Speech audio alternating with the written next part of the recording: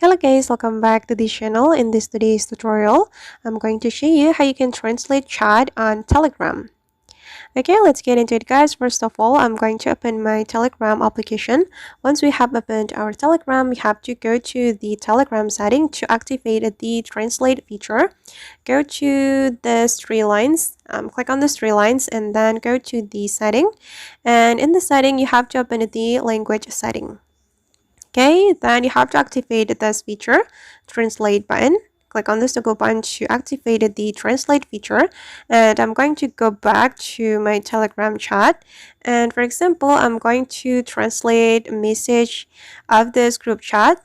I'm going to translate this message. So we're going to click on the message and select translate. Okay, and this is the English translation of this message. And you can also change the language if you want, but you need to go back to the setting. Alright guys, and that's all the way to translate chat on Telegram. I hope this tutorial will be useful for you. Thank you so much for watching and see you in the next video.